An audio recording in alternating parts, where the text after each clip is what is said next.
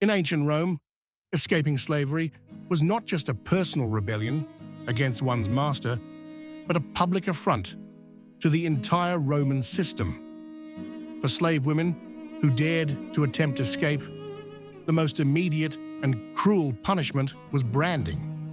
A red-hot iron was imprinted on their skin to mark them for life as fugitives. In the meantime, subscribe to the channel if you like these videos and leave a like. Now let's start. This was not a simple symbolic punishment. It was a deliberately violent gesture designed to inflict pain, humiliation, and above all, to make it impossible to hide.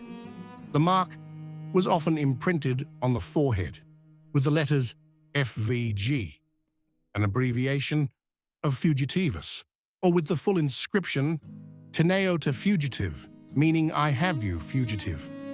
A real, visible, and permanent condemnation. A mark that could not be erased. Being branded meant becoming a living warning to all other slaves. Anyone who even thought about escaping could see the atrocious consequences.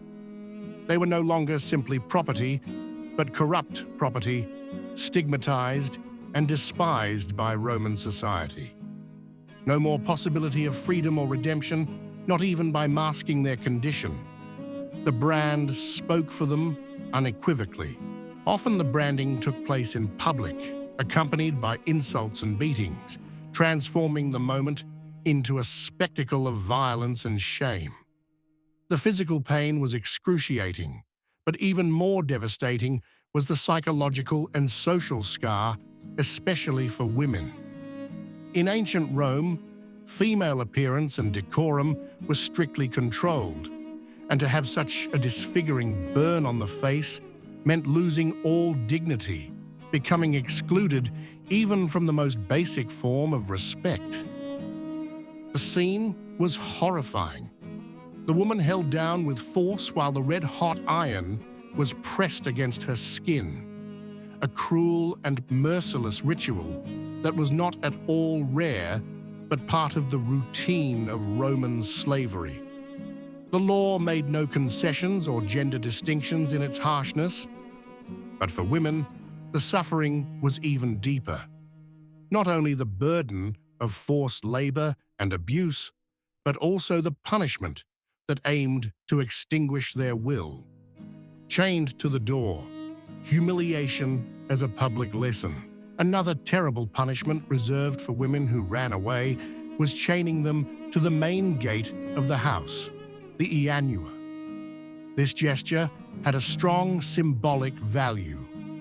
The door of a Roman domus was the threshold between the private and the public, and chaining a woman there meant transforming her into a warning visible to all. It was like making her part of the architecture itself, not as a person, but as a living warning. Often women were tied with iron chains to columns or walls near the entrance, exposed to the elements and the gaze of those who passed by. The position guaranteed maximum visibility, because the message had to be clear. This is the fate of those who dare to rebel. For slave women, humiliation was multi-layered. In a society where female honor and modesty were paramount, being exposed to the public in this way, often in degrading conditions, was a form of psychological violence. Added to this was the deprivation of basic needs such as food and prolonged exposure to contempt. The practice was so common that even Roman comedy, with authors such as Plautus, referred to it, demonstrating how deeply rooted it was in everyday life. Women thrown into the arena, cruelty transformed into spectacle. Perhaps the most horrific punishment for runaway women was the condemnation to die in the arena.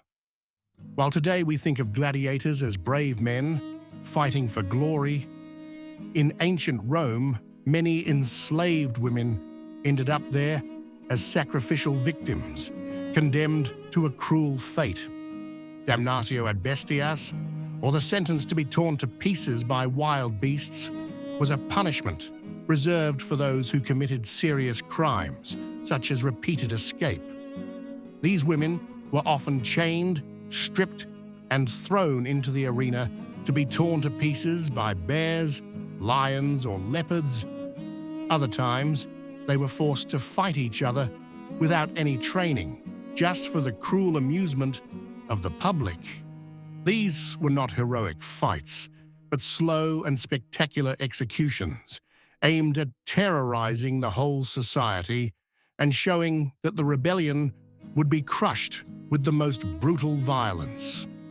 Whippings without mercy, the scourge of discipline. Flogging was one of the most common and cruel punishments for those who attempted to escape.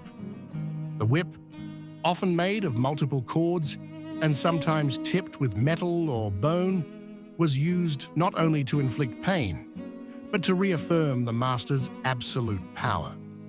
These punishments could take place in private, but were often public, with the women's screams echoing and serving to frighten anyone who thought of rebelling. There were no limits. The law gave full freedom to the slaveholder to punish as he wished, and women were often left in desperate conditions, exposed to the public or in common places so that everyone could see the result of their disobedience. Sent to the mines, the darkest sentence. One of the most terrible punishments was deportation to the mines, a real-life sentence of forced labor in hellish conditions. The mines were suffocating, dangerous places where the risk of death was very high.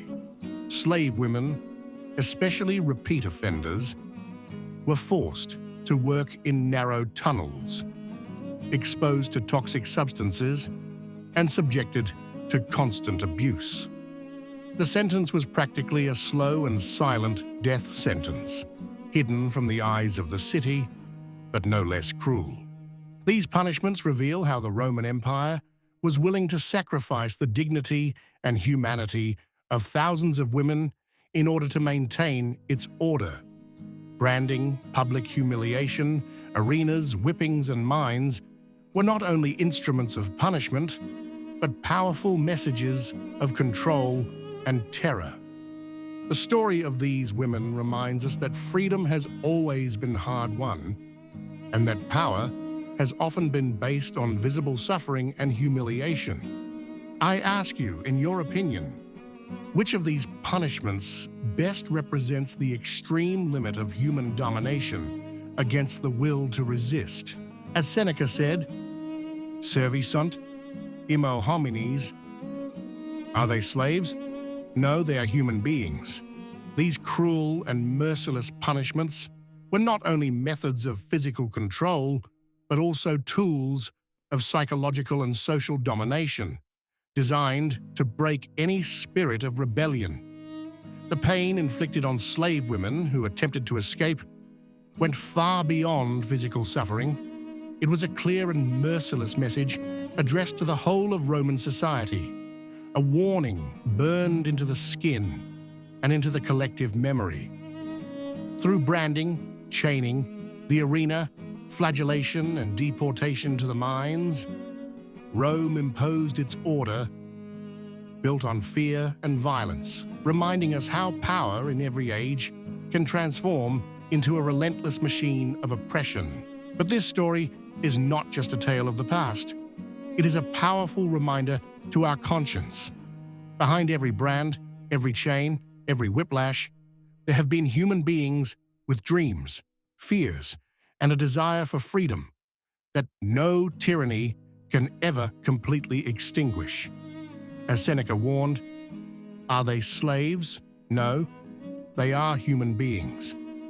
These words challenge us to look beyond appearances and recognize even today the humanity in those who fight against all forms of oppression. That's all for today. And what do you think of this true story? Let me know in the comments and tell me your opinion. I know that these things seem absurd nowadays, but before it was normal. See you next time. Bye.